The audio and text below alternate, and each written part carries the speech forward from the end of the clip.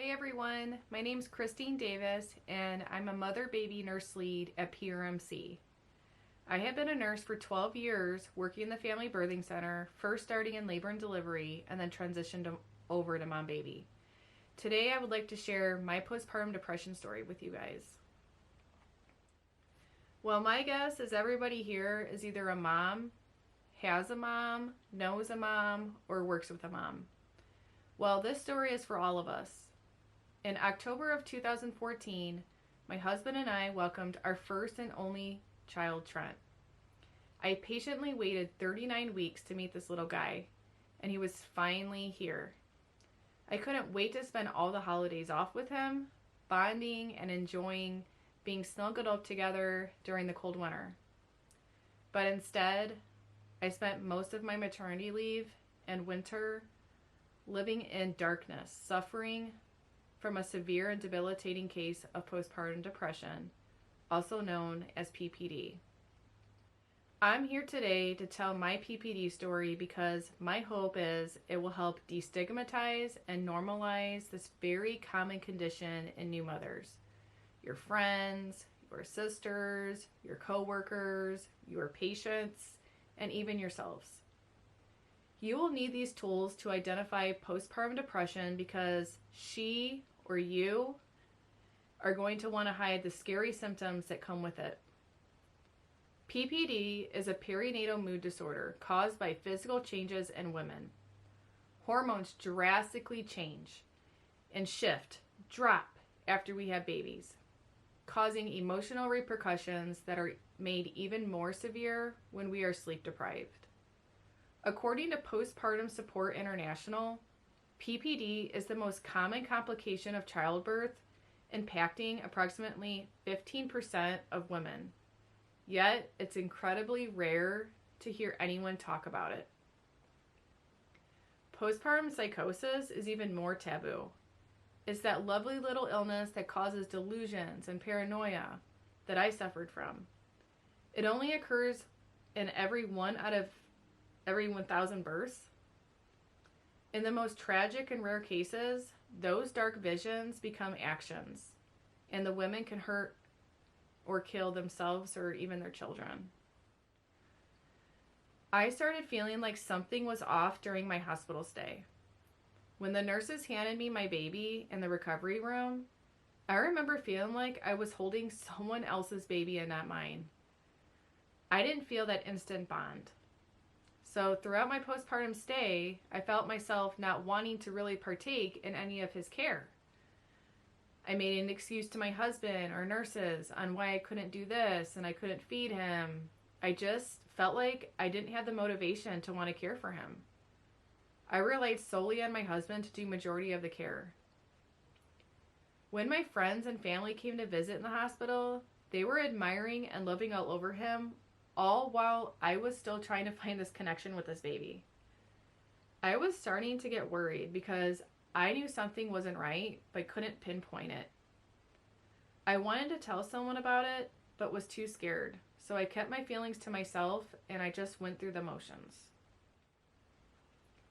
When we were discharged, extreme postpartum anxiety and paranoia set in. I became very terrified of germs and convinced that my son was going to get sick or contract a disease or illness from someone.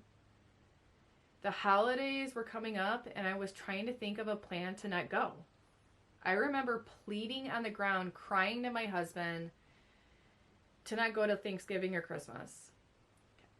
The intrusive thoughts came on strong about cold sores and someone kissing my baby and he would die of the herpes virus. Or someone doesn't realize that they have influenza and they're passing my baby around from person to person and it passes on to him.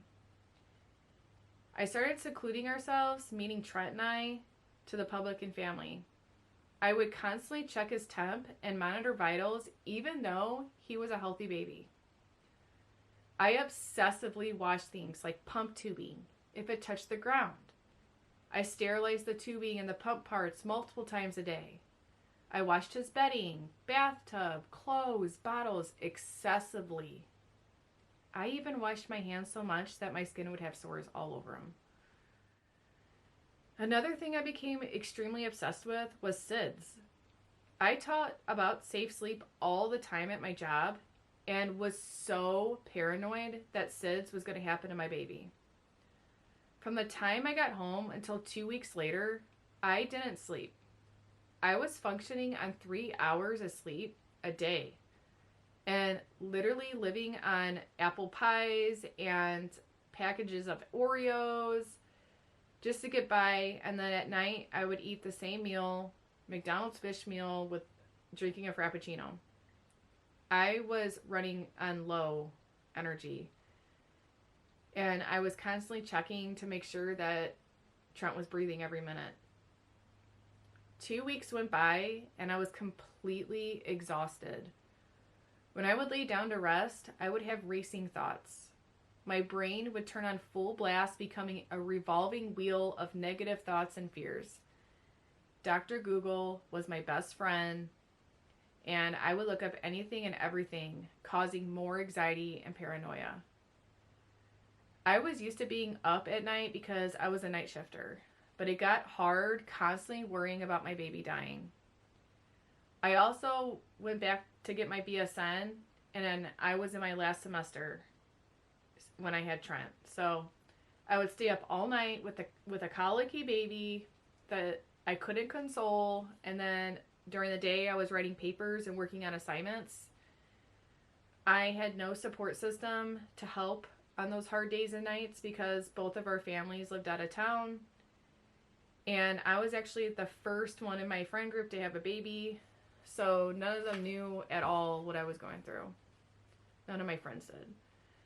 My husband would always offer to help, but I just pushed him away because I felt like I had to be in control. I felt like during the day, you know, the saying, sleep when the baby sleeps, I did not do that. Instead, I felt like I had to get all my tasks done while he was sleeping. So when the sun was setting every evening, I felt an overwhelming sense of doom. That feeling knowing I would be up all night again. 3 months in, exhaustion levels reached their max. The paranoia and delusion started getting worse. Late at night, I convinced myself that someone was plotting to break in my house and steal my baby. I obsessively checked the locks on the windows and doors multiple times a day and night. We faced a busy road, and his nursery was on that side of the house, like in the front, so people could see that his nursery was right there at night. So I would have his shades closed during the day and night because I was convinced someone would know where his nursery was and steal him in the night. I begged my husband for a security system for the windows and doors. He got one thinking it would help my paranoia and help settle me down, but I still had the paranoia even after we got the security system. I wouldn't take Trent out in public unless it was literally to the doctor. I convinced myself that someone was following us, and when I wouldn't be looking, someone would take him. When my family and friends would visit us, I still wouldn't let anyone watch him. I was paranoid about him suffocating, and no one would have a close eye on him like I would. Then I started becoming paranoid that if I did fall asleep and they were there, that he would come up missing. I don't know. I had that really strange thought in my head, and even my family and friends thought it was super weird for me to behave this way. The intrusive thoughts were getting worse. Whenever I would give him a bath, I envisioned him drowning and me watching it happen. And when I changed his diaper, I would envision him rolling off his changing table. If I was driving, I would envision a car hitting us and him flying through the back window. I also was paranoid about him suffocating in his car seat, so I would check multiple times, pull over, and just make sure he was breathing. Also, his baby monitor went with me everywhere. When he transitioned to his crib at 6 months, I checked that monitor multiple times just to make sure I could see his chest rise. I just kept getting these visions of waking up in the morning, going into his room, and I would find a stiff dead baby.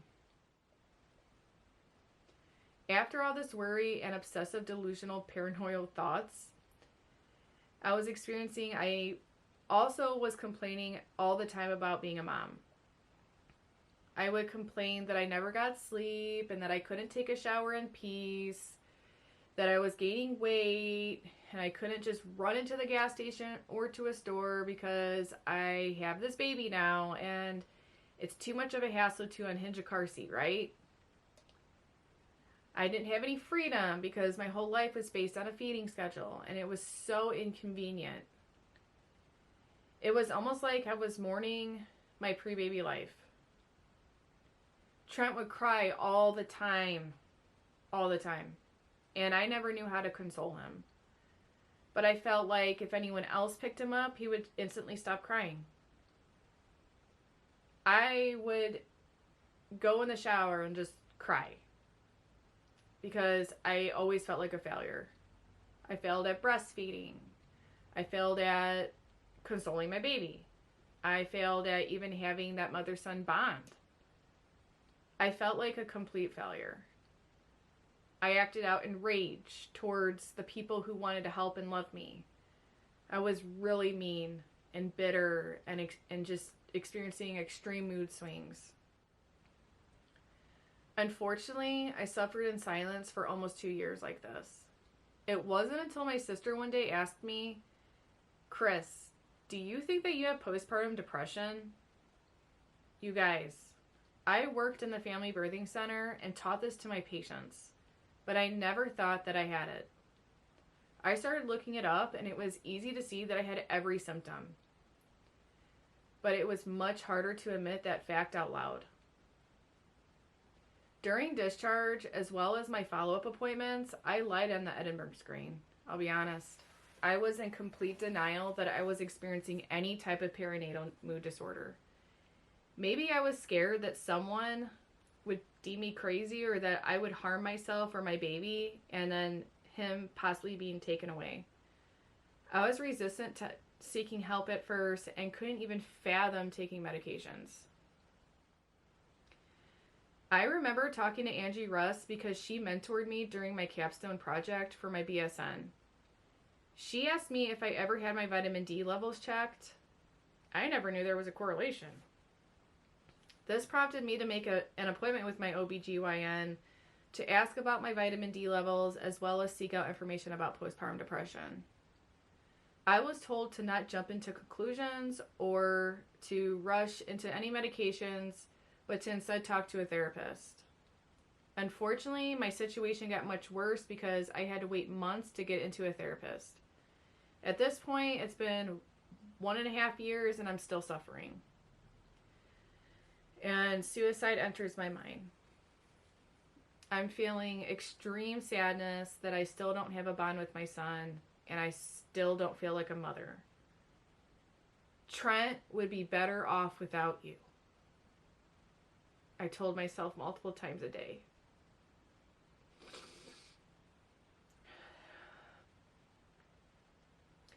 I envisioned myself getting shot, dying in a horrific car accident, or just not waking up. My friends and family were very concerned by my behaviors as well as comments I would say. My husband thought it was best to take me to the ER to get instant help. Well, the ER did not know what to do with a postpartum depression patient. They contacted PBH and they said I didn't fit inpatient criteria because I didn't have a suicide plan at the time. But then they tried setting me up to their outpatient services and that was a 3-month wait, so I was still feeling really helpless and hopeless. I finally came to terms that I needed help. I took the initiative to contact my family provider to see if she could do anything to help me. Luckily at the time, she had a psychologist in her office that had a cancellation and they fit me in right away. He sat down and showed me compassion. He told me I had postpartum depression with severe anxiety and paranoia. He educated me that postpartum depression is very common and it looks different in every woman and that I would fully recover. He had my family provider prescribe me 2 medications to help with anxiety, depression, and to help lessen the OCD and paranoia that I was experiencing. I was a healthy, mostly put together, high-functioning human, and now I'm feeling like I've reached a new low. Still in denial that I needed medication, I continued my journey without taking it. Still feeling short-tempered and agitated one moment, then uncontrollably sad the next. There's some days that I cried so hard for so long that I thought I would completely dry up. Postpartum depression made me hate myself inside and out. I referred to myself as a failure, a psychopath, a crazy person. I thought I was lazy, disgusting, and a horrible mother. I blamed myself for postpartum depression, thinking I must have done something to deserve this. I finally came to the point that I wanted to start medications, and it was the best decision to help stabilize the chemical imbalance I was experiencing. My son is 8.5 now, and thankfully I survived this. But I am most definitely still a work in progress. Intrusive thoughts and anxieties still try to creep in my life daily. And I am medication free, but I do a lot of self-care activities the last 7 years especially. But during my lowest point, I thought I would never function normal or be the mom I was meant to be. Yet, here I am. And that's why I'm here today sharing my story. Too many moms are suffering in silence because of the shame and stigma associated with maternal mental health disorders. This is not a mom's issue, this is an everybody issue. Something as simple as starting a conversation with a mom at the bedside to help her feel less alone in her suffering. When you interact with your patients, try to be sympathetic to their concerns and provide a non-judgmental atmosphere. They will be more willing to take an active role in helping themselves, because trust me, they are going to be tired and overwhelmed, so any help their support system can get them will be amazing. This would be the perfect time to hand your patient the resource paper in the postpartum depression folder, just to show her how many support groups are out there in Fort Wayne. Be very patient and sit down at her level and make her feel safe. Always, always, always include their significant other or support system if you can. And for all the suffering moms, I want you to remember these 5 things. 1, it is not your fault. 2, you are not alone. 3, there's nothing to be ashamed of or embarrassed about. 4, this doesn't make you a bad mom and had nothing to do with how much you love your baby or your children. And 5, you will get better. Just get help right away because your symptoms are real. Thank you.